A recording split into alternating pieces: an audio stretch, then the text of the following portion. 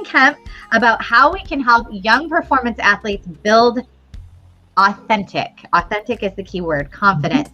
So Yes. Melissa, tell us about Kirsten, and we're going to get started because there's a lot to unpack here today. Yes, absolutely. Kirsten Kemp is a freelance professional ballet dancer and high performance mindset coach for ballet dancers, specializing in helping dancers release the mental and emotional blocks that hold them back from peak performance and well-being. As a dancer, Kirsten has trained and performed with the Houston Ballet, has a BFA in ballet from the University of Utah, danced professionally with Oklahoma City Ballet, and is the creator of The Confident Dancer on YouTube and Instagram, which is an online community of over 20,000 dancers from around the world. In addition to working with the top pre-professional and professional dancers from all over the world, Kirsten is a master ballet instructor and international professional speaker, having spoken at the top institutions such as Miami City Ballet School, Estonia National Ballet, Texas Ballet Theater School, and the University of Utah, the University of Oklahoma, Point Park University, and many, many more. First of all, welcome. Thank you. I think this is your first time. Yay! Yes, thank you guys for having me. We love our repeat guests, but we love our first time guests as well. So we're happy to have you here. Since your first time, how did you get started with The Confident Dancer?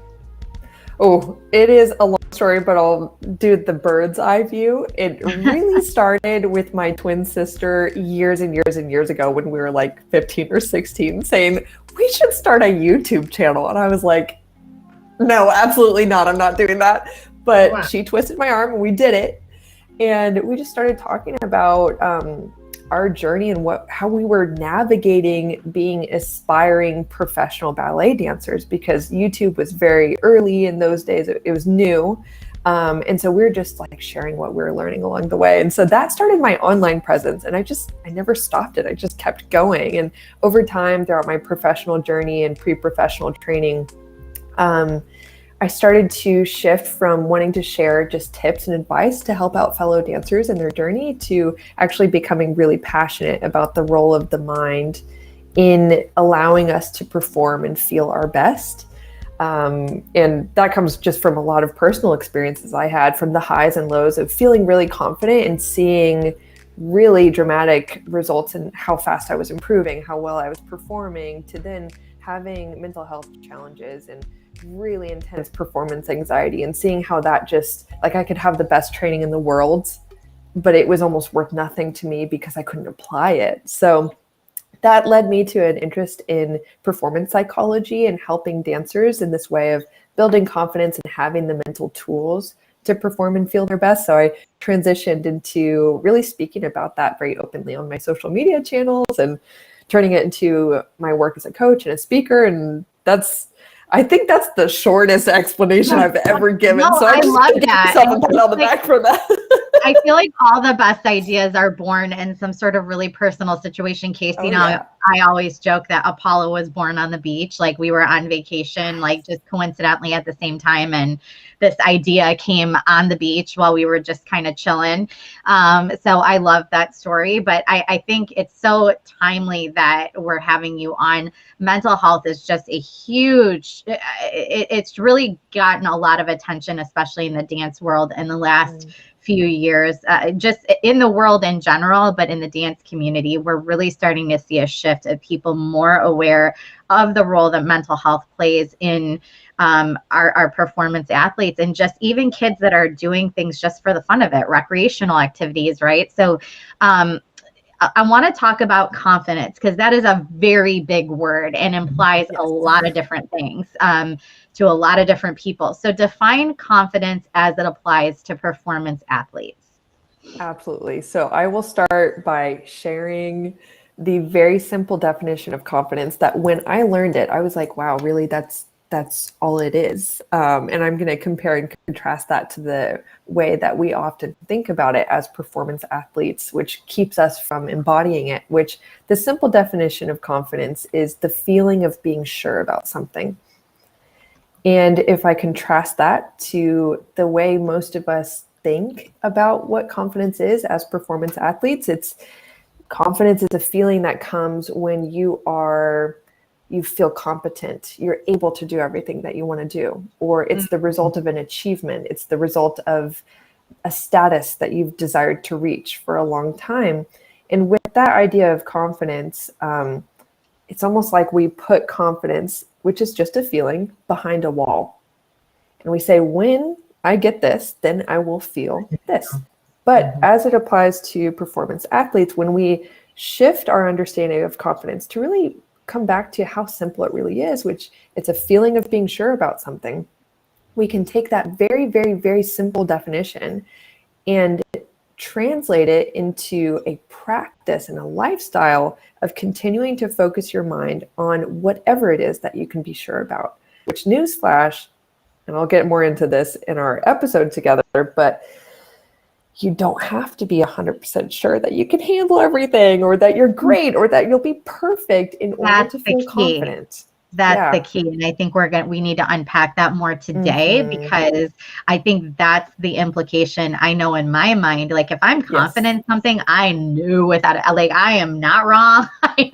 I've got it down, you know what I mean? And that is, I want to learn more about that and really what the reality is versus the perception today. But before we go there, so we have this really simple, very easy to understand definition of confidence. What is the difference between false confidence and authentic confidence? And how do you tell the difference? Because in the dance community, the whole fake it till you make it thing that's a very real thing. That's a very real. We teach kids, and we've grown up with that mentality ourselves. So explain the difference between those two, and how do you tell the difference? Totally. So I like to really start with a very, very simple, easy to understand and remember breakdown of things, and then expand from there. So I will say the way I would phrase this is the difference between authentic confidence and fake confidence is really the difference between embodying versus projecting and pretending. So a lot of times when I see dancers who have embodied authentic confidence, it actually shows up as being able to step into that vulnerability that it takes to know that you're going to make a mistake and be okay with it, and not let that deeply affect your sense of self or really rattle you to the point where you start questioning yourself or losing trust in what you're able to do. Real embodied confidence is something that it shows up as groundedness a lot of the time, like the ability to feel stable, secure enough within yourself that you can receive a piece of feedback that's probably harsh and worded inappropriately, and have that ability to differentiate, like, oh, they worded that in a very unhelpful way. I don't need to internalize that. Instead of when I see, and I'll also say it's often embodied confidence that's authentic tends to allow dancers to actually not actually need to be so noticed or validated. They're able to self-validate. Not that external validation is all bad. I know we're going to get into that too. Like, it has its place. It's helpful. It's great. We desire it for a reason. But on the other end of the spectrum, fake confidence, let's say, is something that oftentimes when I see dancers projecting that, they're really trying to present themselves a certain way, but you can tell that them wanting to stand at the front, to be noticed, to be loud, to be validated, it's actually coming from a place of deep insecurity. And so they actually really, really, really need the external validation, the results, other people to see and acknowledge them in order to fill that hole that they feel on the inside. And so that often comes along with the proving mentality as well, which puts a lot of stress and pressure on performers. And it's already hard what we're doing. And I want to say that this is not a character flaw. Like, no shame at all if we're not at that place of embodied confidence. It's a journey for all of us, and it doesn't make us a bad person to not be there yet. And it's a skill that we can continue to learn. So I just want to pre-frame that. Like, if dancers or performance athletes are listening and they're like, well, I don't feel like I have embodied confidence yet. Yeah. Is it fake? Am I like super insecure? It's okay. It's okay. We're getting there. But yeah, I just wanted to point those two things out. Yeah, because I can think of kids that I have worked with in the past or have seen on stage or whatever, or with kids that are even friends with my children right now, that I'm like, gosh, they are so confident in themselves, and they are so, I mean, you see them on stage and they just know, and they command that presence very effortlessly. And then there's other kids the same age who would just are nowhere near that. You know, they can't even begin to understand what that person is presenting, right? And so doesn't it have a lot to do with personality traits? Because at first I want to say it's about maturity and experience, but you can really see that in children as well, the embodied confidence versus, you know, fake, right, or false. You can. So is it personality traits play a role as well, or what is That's it? a good question. I like to be really fair in saying there are a lot of factors that lead into making confidence something that's easier for some to tap into than others. But I always like to say it's a skill that you can continue to learn. Just like for me, my personality tendency is to really lean towards extroversion. So I could just talk. It's a learned skill for me to be quiet and really listen a lot. So for some dancers, yes, there are personality traits like openness. You know, I like the Big Five personality test. That one is like one of the most scientifically backed. So like openness, extroversion, that tends to lend itself towards what presents as confidence a lot of times. And also family backgrounds. Like, honestly, if you come from a very difficult family environment, that can really damage a child's sense of self. And so that makes it harder. Versus some don't have that hurdle to get over right away. And their challenges might come later. So I like to be fair in mentioning that. It doesn't mean that one can't be helped to get to that place, but those are some of the more background things that need to be considered. But I will say that in general, confidence is not something that I believe people just have or you don't, you know, because that's kind of the fixed mindset coming in. Yeah. And I actually used to feel like, oh, maybe that is how it is. Like some dancers just seem to have, and I just kind of felt like I didn't sometimes. And so I'm one of those people where I feel like I've learned it. And now I'm at this place where I've just been working on it for so long where it does feel like it's a part of my personality, but I wouldn't say I just kind of like came out with that. So I like to say it is a learned skill and really lean on that, though I do acknowledge that there are some predispositions or backgrounds that we might come from that might make it easier for some. For some people. Got it. Thank you. Yeah, that's very true. I'm sitting here chewing on something in my head, trying to figure out exactly how to say it. So I'm just gonna put it out. You do it. Just put it out. I mean, as a teacher, as a choreographer, when I'm working with students, and then when I'm judging, I often say, you know, be more confident. I need to see confidence when you step on the stage. When you're out there, and it's kind of like they're looking at me like cricket. crickets. And you can't teach someone how to be confident. And I feel like when as a teacher, when you're teaching, you're like, okay, do this and do that. That makes you look more confident. Well, that makes me look more confident. I don't know if that makes you look more confident. Like, is it hard? Yeah, I think what you're saying is oftentimes we're teaching them what we think confidence looks like. They can portray that on stage. But that's not authentic. And Ken, is that even like a relatable? How do you teach that to students? Is it not focusing so much on performance and focusing on the inside work and the inside training? And what is your advice for that?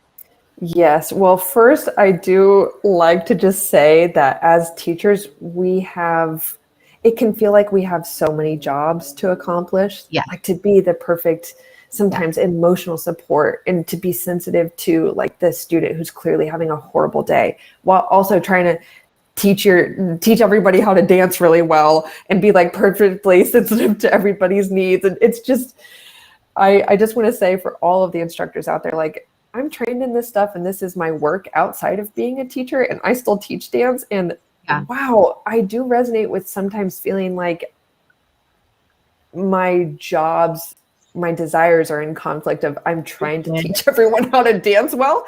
And then I really want to teach them also how to be confident, because I do obviously believe it can be taught, Right. but I do want to validate for the instructors listening, it's difficult. And so there are things you can do, but I just want to reassure you all, like even just one little thing is so good enough to just like encourage them a little bit. So I would say what we can do to help the students start to embody confidence is, first, I like to go back to that simple definition of it's just something, a feeling, we focus on something that we're sure about. So I would tell the students, first, confidence can look different for you. I like to just give them the permission to start to visualize what confidence can look like for them personally, because it does look different for different personality types. For the more introverted types, it can look like being quiet and owning your introversion and feeling like you still belong there, and you can just be that person who doesn't need to be projecting or so outward, but be maybe more of like an attractor of attention. That might be what it looks like for a more introverted type, versus someone who really pushes out their energy and projects a lot. It might look different for someone else. In fact, it usually does. And so I like to engage the student's imagination and say, it might look like that for you. For one, it might look like being in the front. For one, might look like being in the back and being very internal, but really drawing that attention in towards yourself, like creating a world where other people want to come into it. Wow. So I like to just give that space to say it can be different, and then direct the students towards shifting their priorities from how it all looks to whatever intention is in line with the class. Maybe an internal feeling, a story one is trying to tell, or even, let's say in the ballet setting, it's often focused on technical improvement. So I might direct the students towards just focusing on one really, really simple intention so that they can feel sure about their ability to just do that. Because oftentimes our focus can be so split in a million directions that we feel like we can't really center on one thing. So that would be a place to start that I feel is hopefully very achievable for dance instructors while so much other stuff is going on. Right. 100%. Right. Yeah. I love the way you said that. Our desire and our jobs are sometimes in conflict with each other. Seriously. I'm taking, my kids are going to their first comp next weekend. I'm like, hey, you got to get on stage. I'm going to need some confidence in a week. Like, lady, what's wrong with you? Like, you want me to get this in a week? Like that. And of course I know, and then talking to you, okay, it's probably more of a process, but I'm like, hey, I got 7 days to do this process. And hey, actually, 7 days. I actually had an idea come to mind that I was going to share this later as well. You could just encourage the students as well to just own where they're at and just help to normalize where they're at in their process. That goes a really long way in just helping them to tiptoe into a little bit more confidence. Gosh, that's so hard to do this time of year. That's probably like, I look back, I mean, I wish I would have known what I know now when I was a director and an educator, but like, my God, like the week before, or even a couple weeks before a competition, like it all just flew out, and I'm like, "What are you doing?" Like that was me last night. Like, we've all been there. Like, you've been working on this for 7 months, you know, like 100%. It's unbelievable, like how much you just forget. And so really sympathize with everybody out here that's getting ready to compete right now. A lot. I'm good vibes. All the good juju. Reenacted actual footage of Melissa last night in class. Thanks, Bree. I appreciate that. That's actual footage, people. There it is. If you're just now joining us, we're talking to Kirsten Kemp about how we can build this authentic confidence, help our students build this authentic confidence in our performance athletes. Please share this episode. Please please subscribe to our YouTube channels at Apollo Performance and at TP Dance Creation to get the full episode. But this is a great time to jump in because I want to get into what we can do to help support. I just talked about how I need to do it in 7 days. I get that I can't do it in 7 days. But what can we do to support our performance athletes in building this authentic confidence, and to the point that you just made about meeting them where they are, like stave off that frustration of, but I'm not confident. What am I supposed to do? But I'm not sure that I can do this. I'm not sure of this thing. How do we support them through that process? Yes, a couple things. So first, I remember I talked in response to the first question about, or second, what's the difference between authentic and fake confidence? And I talked about the difference between embodying and projecting. So I think as leaders in this situation, as the instructors or directors, that when we embody things like owning where we're at, self-acceptance, grace, confidence in what we know to be true right now, which can look like saying, hey, y'all, even if our performance isn't the best ever, I know that we're going to deliver a beautiful product on that stage. Like, we don't need to be perfect to be beautiful or to have a powerful experience there. See, that's kind of building in that I love that phrase of starting a sentence, even if we don't blank, we can know blank. That kind of really helps to create a culture of that groundedness that is associated with that authentic confidence. Like, it's not about always being totally certain that we're going to achieve a perfect end result. A lot of times, all we really need to be calm and confident is to actually look at the thing we're the most afraid of, like mistakes, not winning, embarrassing ourselves, and saying, even if that happens, what can I be sure about? That this will pass, that I'll have another opportunity, that even if I fall, I can get up. Like, that's the real building blocks, I think, to being able to be confident in a stressful situation like that. Because oftentimes when dancers or instructors, humans in general, when we latch on to this attachment to a perfect end result, that's when self-doubt runs wild. And that's actually our brains doing their job, because our brains are like fact checking us. We're trying to latch on to like this certainty of we're going to do great. And then we all know what it's like to have that voice in the back of the head that's like, but will you? Probably not. Like, that went wrong last time. Are you sure? And that voice of doubt has evidence to back it up. You know what? So often, you know what is so funny? Like, I'm listening to you say this, and I'm going back to when we filmed for Shark Tank, and I was the most stressed out I have ever been in my whole life.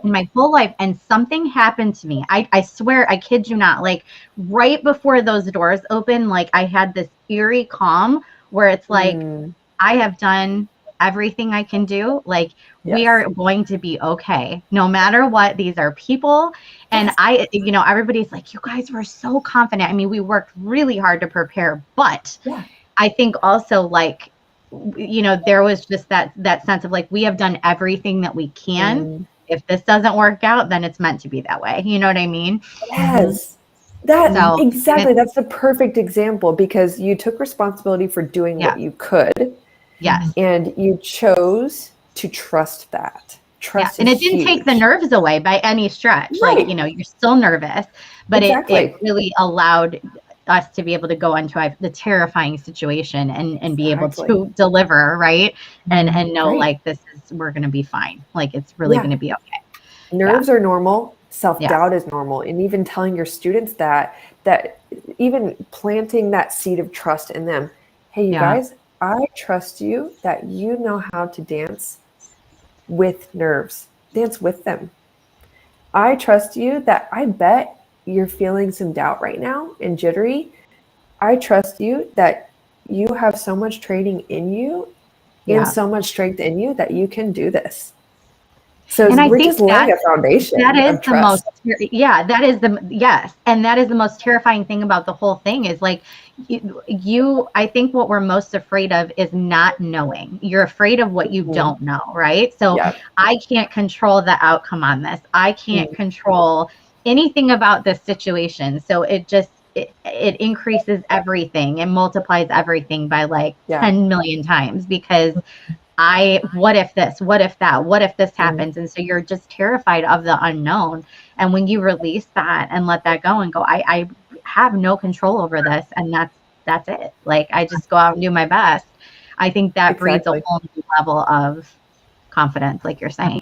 You hit exactly on one of the points that I share in my one-on-one and group coaching programs. I teach about the role of embracing uncertainty in confidence, in gaining confidence. They're inextricable. They are. Our relationship with uncertainty directly helps or hinders our ability to tap into confidence. I believe so you're right. Like, if we're so like, I need to be certain, of course you're going to go off the rails in self-doubt, because again, your mind is fact checking you. It's like, you can't be sure of that. Right. So you have to work with it. Yeah, it's like, you remember what we did last time? Yeah. You can't. Are you serious? Like that? Oh my gosh, that was just such a light bulb moment for me. For like, sure. At least the unknown. You can be confident in what you know, but you can't really be confident in what you don't know, because you don't know it. But I look at every situation in my life. If I really, in hindsight, go back and look like the times that I have been most not confident, right? It's been when I have zero control over the outcome, and I am terrified at what I don't know, right? Yeah, that's interesting. Interesting. Very interesting. Do you think that, because we, in the dance space specifically, but really, I guess any performance athletics thing, the repetition, go to rehearsal, do it over and over again, come back, do these repetitions through, throw this ball, practice this pass, do this, this sprint over and over again. Do you think that rehearsal and confidence are actually truly linked?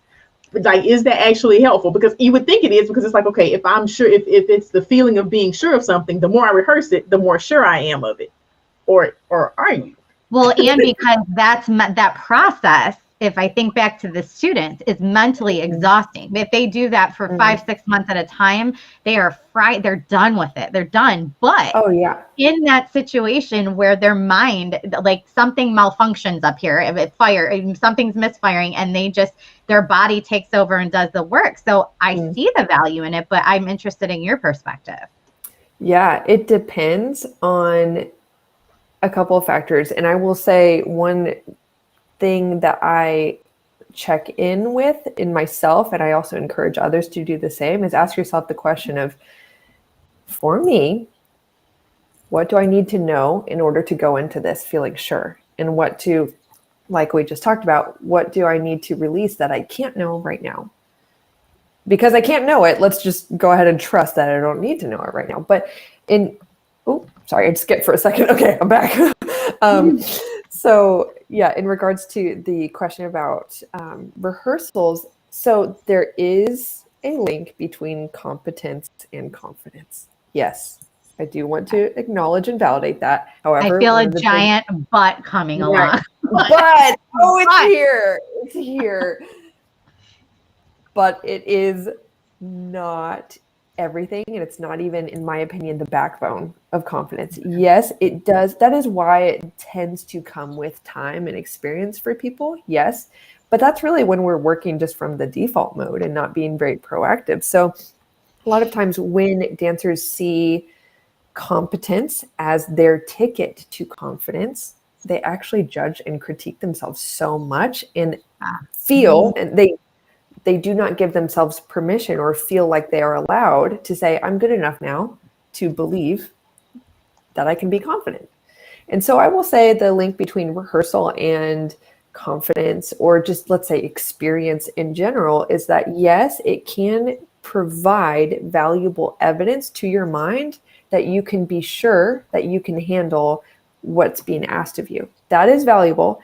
However, there can also be a negative relationship between rehearsal or experience and confidence, which is that if you are, let's say, over rehearsing, to use the rehearsal example, you can often build up higher expectations in your mind of how good it needs to be because you've rehearsed so much. And then those high expectations can feel like pressure that you put on yourself. And then again, you get to that high bar, then the self-doubt kicks in because it's like, oh, well, can I live up to it? And so it can become an expectation trap for us. And that's kind of dangerous. Now, on an experience note, like the more experience we get, that doesn't necessarily even mean the more confidence we build, because it's all about what we do with the negative evidence that we all experience. Like when we mess up, when we have a rehearsal or performance that goes worse than we thought we would ever experience, or we just bomb an audition and you're like, I didn't think it could be that bad. We all experience that at some point. Like I have made some of the most humiliating mistakes. I never thought I would go that low in my life. And I made it in front of like very important people in the ballet world. And so that was something that at the time I was young and I didn't know a lot of this stuff, hardly any of it. And so I didn't realize I was holding on to that as negative evidence in my mind for years, that you can't trust yourself, Kirsten. You messed up like that. And so I held on to it for years, and it lowered my percent of confidence. I just grasped what you're saying, that it's negative evidence. Like that's what makes it, like when you have such a traumatic situation happen, you hold on to it, and for the rest of your life, it like makes you freeze. In similar moments, it's negative evidence. It is. Here.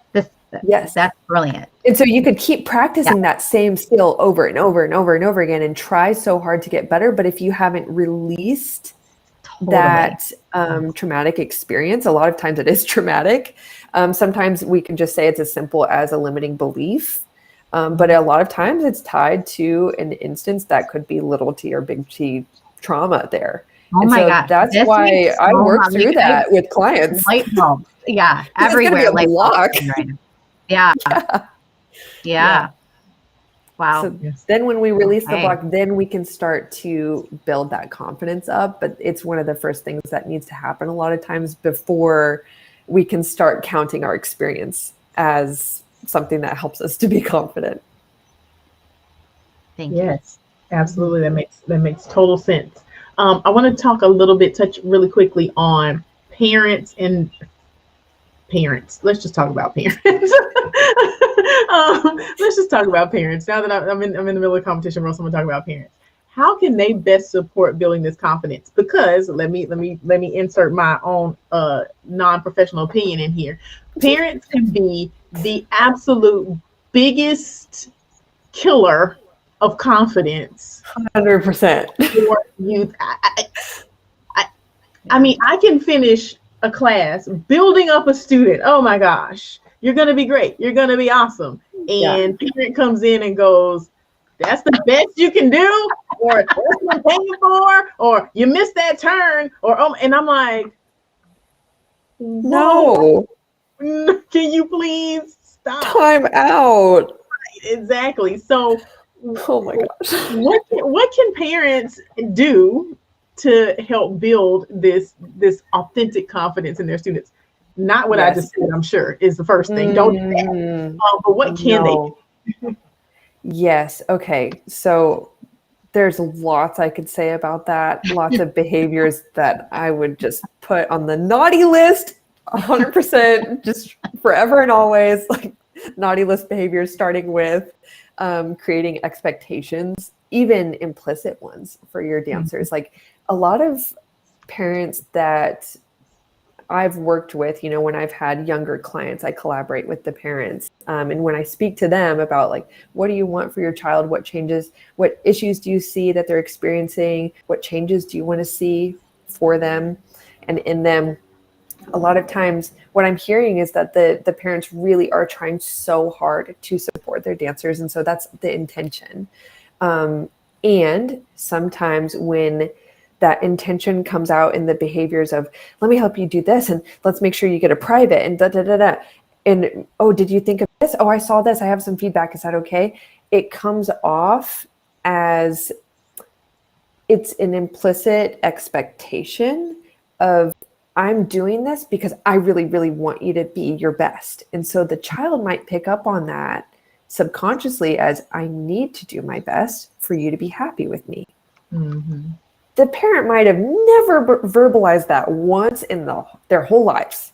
Mm-hmm. But that's what comes off from that behavior, versus you can still support your dancer and like set up the private lessons for them and make sure that they have everything that they need, but coming at it from that tone of, what can I do to support you? Would you like an extra lesson? You know, I think you're really doing well and I'm proud of the growth that I've seen in you. How can I help you to feel your best? Instead of kind of being agenda driven of, I want you to do your best, so we're going to do all this and make sure that you're good. So that vibe of pressure that comes on a lot of times through these very well-intentioned behaviors. So, but some parents don't. I mean, let's just be real. I mean, we're putting it all out there. Some parents don't have the wherewithal to even know or receive that they're doing anything wrong, right? Like in that, like that nothing that they're saying is even bad. Like, what did I do? I'm just supporting them, right? So sometimes, I mean, is it okay for a coach to look at a parent and go, look, like it's so hard with parents because there's that line of like, they are the parent, but they're literally impacting your work as a coach. So is it okay for a coach to look at a parent and say, look, like all you should be focusing on right now is how you can best support this child, be their cheerleader, right? Like I used to say that at the meetings, like they need you to be their fan and I'll be the bad guy and the rest of it, right? But like, you know, support them. Is it okay for a coach to say that to a parent? I would imagine, yes. I mean, just personally, I'm always a fan of more communication versus less.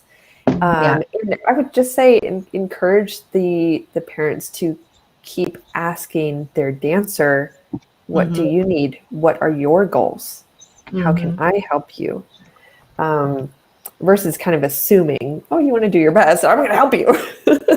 Right. Yeah. How can I help you? Instead of just saying, here's how you're going to do it.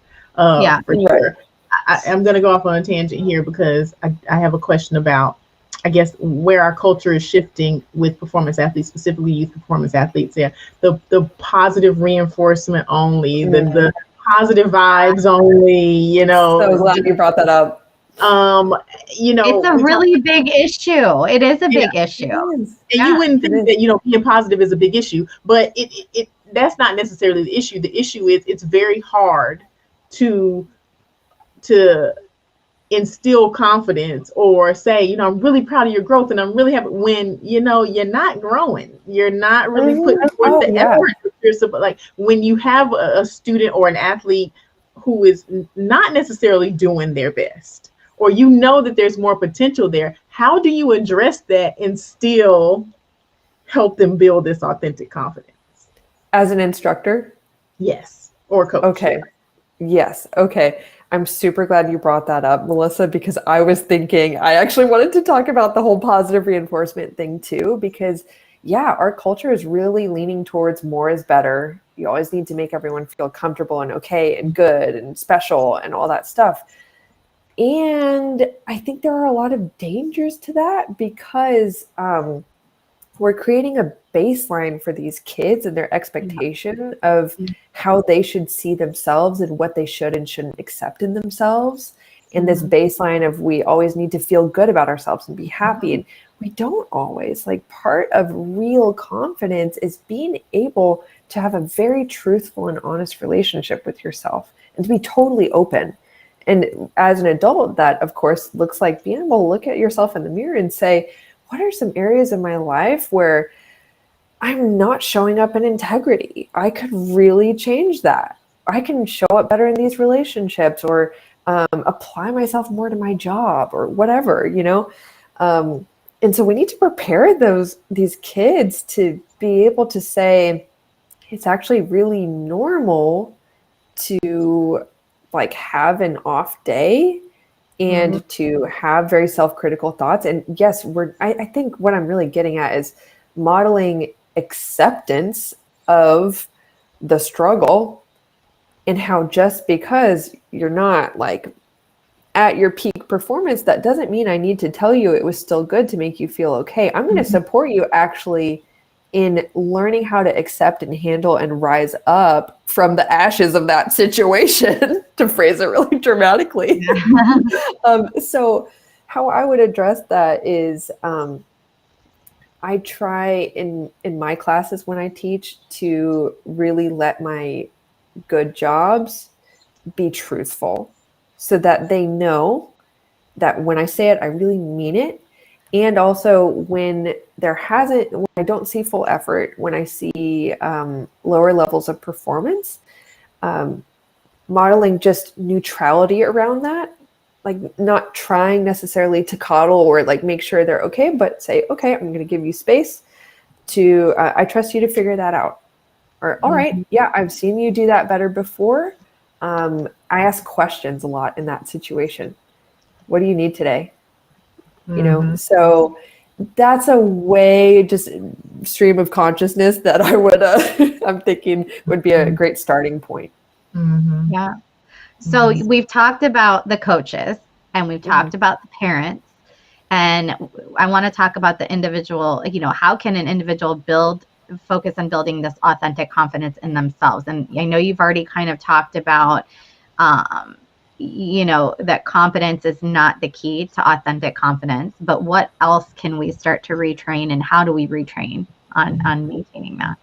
Yes, definitely. So I would say it's all about building a mindset that becomes a habit. You know, the mindset just becomes the perspective through which you look at your life and live your life, which is a tendency towards focusing on what you can be sure about, what you do have, what you can do, and what you want.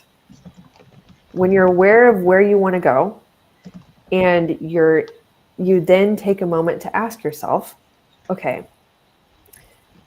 what can I do next to move towards that? What resources and potentials do I have, or skills do I already have within me to start walking towards that? And actually placing weight in that, valuing it. Like, what you already have is really powerful. It's an abundance mindset. It's a growth mindset. A lot of people are familiar with these terms. It's also a resourceful mindset, like looking at what you already have and asking yourself, how can I make more out of that? It can become just a way of operating in your life that does build self-respect. It builds self-trust. It builds confidence.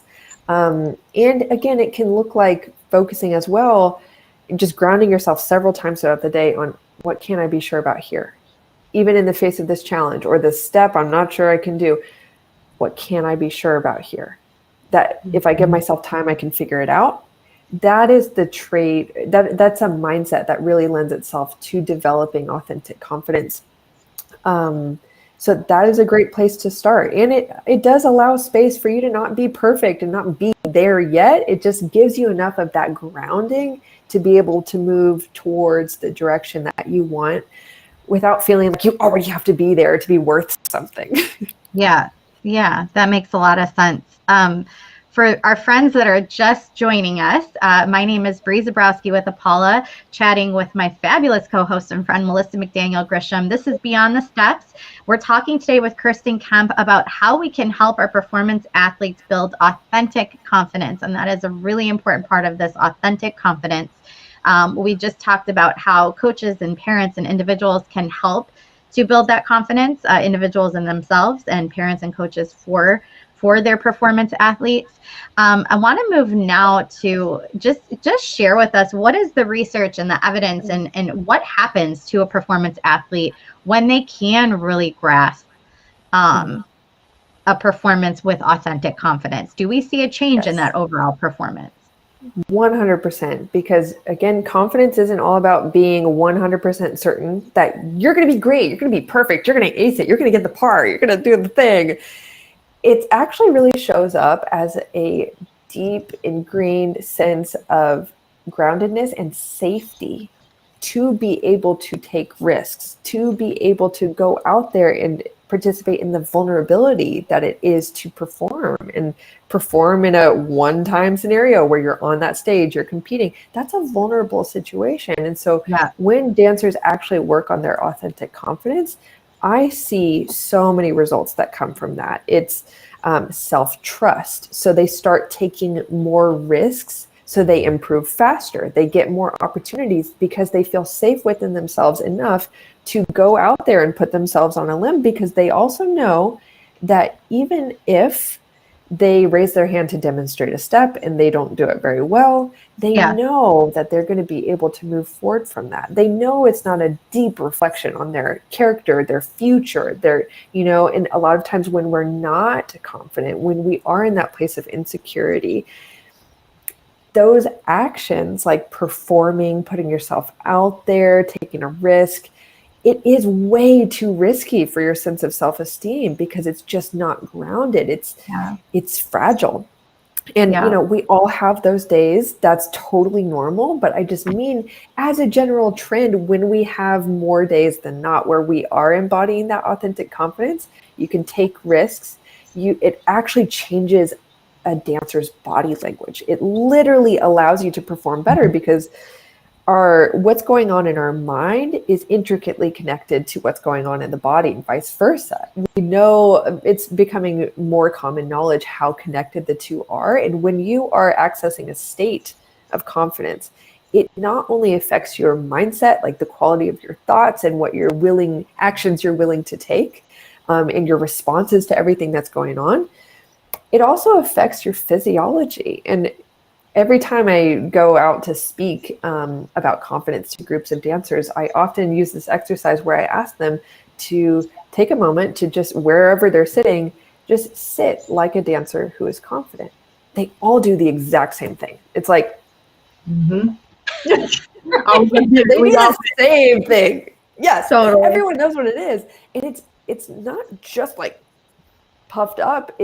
They always embody this calmness and this ease, this groundedness. We all know that we dance better when we're grounded, we're connected to the floor, we're expansive, we're fluid enough to be able to be agile in our movements. It actually makes your dancing better versus when dancers are in more connected to their insecurities, let's say, or they're in a fear-based mindset, they're having a stress response, or they're feeling anxious as a result of self-doubt. Mm-hmm. We all know what that does to your body language. It's tension, it's eyes go down. That affects your performance. Yeah, I feel like we have so many light bulb moments when we do this show. And I feel like we've done so many mental health episodes and every single one resonates with me, honestly. But I'm sitting here listening and I'm like, this is the key to everything. Like all of the other things are tools, but like building this authentic confidence really encapsulates a growth mindset, all the healthy tools you can do to support that. We've talked about journaling and meditation and breath work and not a heavy focus on over rehearsing and adding more like mindset classes into the schedule over technique classes. Like all those things have come up, but this is the top of the mountain. Like if we fix this, all of it gets easier. And really like that's what I'm hearing you say is that it affects it. This is the pinnacle, is this authentic confidence. Mm-hmm. Yes. And the dancers we focus on dance, and then they're like, I'm so different in my friendships, and my family sees a difference in me, and I'm applying for better colleges than I ever thought I could get into, and I never would have done that before. It affects your life path. Mm-hmm. So really, it's huge.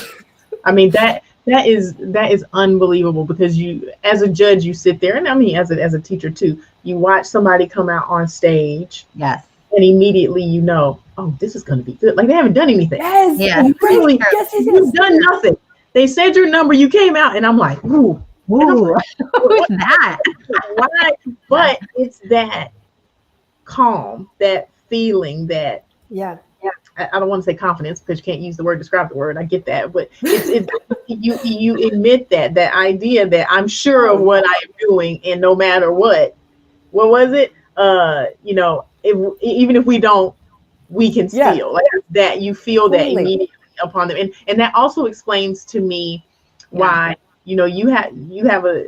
I'm gonna say me because we call ourselves out here like I'm pushing my kids. We're practicing so many hours a week. We're doing this and we're doing that, and I hear about other studios and other places, and they're like, "Oh yeah, I hadn't practiced my solo in 3 weeks." I don't know. Real. You're like, what? What?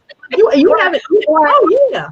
Yeah, I my agree. favorite is like we started in the summer and like rehearsed like crazy for 6-7 months, and then the people that are like, yeah, we just started it like in the new year. Yeah. You're going, huh? Yeah, the choreographer came No. in 2 weeks ago. Yeah, they did it Yeah. on Saturday. We really haven't seen it. We got the costume yesterday. And, Yeah. and I'm like, but how Y'all, did you just go out that's there? the lifestyle I've been living since I've learned this stuff. It has utterly changed my life. I had no idea how much I was overworking from a place of just trying to calm down my self-doubt. Like, it wasn't even about me like needing better technique. It was my mindset was so doubtful that I was probably spending so much effort just trying to appease my self-doubt. And when my mindset changed, Yeah. I'm literally performing tonight. We've been rehearsing for 2 weeks. The performance I'm a part of is in collaboration with another company, and the other company they had a lot more rehearsal than us. And there are some little ways in like cleaning the piece that it shows, yes, but it's been so cool to have opportunities myself now, as like I just dance on a freelance basis, really for the joy of it. And it's so amazing to see how practicing my own tools that I teach, it just allows for so much freedom to trust myself to just go out and do something. And then when I do have that mindset of trust, what do you know? I deliver. Whereas like Kirsten 10 years ago, oh my gosh, I'd be like, I need 3 more months. I'm not stepping out on that stage. Heck no. And then I would probably still be so nervous and tense that I would mess it up. Yeah. Wow. It's very freeing. It's like, I'm gonna take this back to my people, and we're gonna. Dude, I'm gonna take it back for myself. I think of like 3 situations this past week alone where this would have come in real handy. Like, shoot. Oh my God. So Kirsten, I'm gonna ask this real quick. The negative spiral, it happens. Something happens, and then that negative reinforcement, or that what we were talking about earlier, like the evidence of negative evidence is the term we were using earlier. Yeah. You're getting it and you keep getting it, and then the more you get it, you get more negative evidence, and you get in this spiral. How do we intervene in the spiral? How do we stop the spiral? The first step, I think every practitioner, coach, therapist would say this. Personal development junkie even would say awareness. Having labels and awareness of the pattern that's happening is the first step. So noticing that you are starting to go in that spiral, and the thoughts are and the feelings are building on each other. That's great to stop and notice, because when we don't stop to notice, we're so in the thoughts and feelings that each one is very believable, and it feels like the truth when it's really just our felt truth. So that's step number 1, just noticing, okay, I'm starting to go in that direction. And then pause and ask yourself, okay, how did this start? What do I need? It could have come from a perspective. It could have come from a lack of sleep. You might need a break. It's not always what the thoughts are telling you that is the problem. A lot of times the thoughts will be like, you know what the problem is? You're a terrible dancer and you're not going anywhere in life and no one likes you and you're going to totally screw this up. But when we pause to say, okay, I'm going to examine the thoughts, but then ask myself about the layer deeper. What do I need? What's coming up for me right now? What are the emotions that are present? And then you can start to actually just intuitively within ourselves move towards a solution for the real problem, not the problem that your thoughts are telling you is the problem. Because no, it's probably not that your whole life needs an overhaul and you're going nowhere and you're a piece of trash. Like sometimes we can really get there. Like, right. I've been there. So that's a great step. And normalizing that those days do happen. And I love to give this particular reframe. And I learned this in my training when I got certified in neuro-linguistic programming. There are just some foundational beliefs that as practitioners, we're taught that help us to help ourselves and other people. And one of them is that these challenges come up for resolution. So if you keep noticing the same insecurities keep coming up and really causing some challenges for you, instead of wishing them away, shoving them down, and even experiencing shame for having them, the first thing I always do with dancers is say, there's a reason that is there. There's also a reason it wants to come up now. And it's wanting to be resolved and released. And that's just such a kind approach. I find that it really removes so much resistance and shame from the experience. So then we can look at it and say, okay, is it a belief or perspective that needs to change? Is there a negative piece of evidence from my past, a difficult experience that keeps getting triggered and keeps coming up, that your mind is trying to remind you of to protect you from making it happen again? Then we can actually really start to look at and address, like I said, the real challenge that needs resolving. So I love that perspective of this is coming up for me, for my good. It wants to be resolved. So yeah, that's a place to start. I could just keep going forever and ever, but I'd say that's a good starting point. That's a solid explanation. Thank you. Again, for those just joining, this full episode and all of our episodes are going to be available on YouTube. You can go for a Turning Point Dance Creations and Apollo Performance, as well as their Facebook pages. So make sure you check out all of our episodes. You can even register and get them emailed to you. We've been talking with Kirsten Kemp about how we we help our performance athletes, I should say, build authentic confidence. And it is now homework time. If you haven't watched this full episode, go back and do it. This is a good one. And it's something we all need reminders about right now. But Kirsten, we like to assign our guests homework every week. Every episode, we give one thing from our guests that our audience can do between now and next week's episode to see immediate improvement in this one area. It can be a big piece of homework, small piece of homework, whatever you want. Yes. I'm so into homework. Yes. Okay. So I'm going to give one of my favorite exercises away. It's making an already list. So this basically what it is you write a list of all the things you can think of that you already are, you already have, and you already can do. And keep building on that list. I recommend, a lot of people have smartphones. Put it as a note in your phone, keep adding to it. And this is really similar to another exercise. Dancers can, or anyone can use this if they prefer. It's very similar, which is making a list of all the things you can be sure about. That really lends itself to that first step of starting to build confidence. The already list, I think it's just a fun way to spin that, but both are great. Make an already list and then make a list of all the things that you can be sure about. Such a good place to start. And remember, everyone, you can be sure of really, really simple stuff. Like if I fall, I can get up. If it doesn't go my way, I can learn from it and make it work for me. Really, really starting simple like that goes so far. We don't have to be sure that we're superheroes and we can conquer the world and we're the best thing that ever happened to humanity. Like we don't have to go there. It can't be just it doesn't have to be so big. Yeah. No. Yeah, you don't have to be sure of all that stuff to really know your worth and be grounded in that. And I'm sure it has more tools in their arsenal than they even give themselves credit for. And if you start small in that already list, then those bigger things will come to you a lot easier if you put this into practice. I love that. I'm going to do that in my journal. I'm going to do that this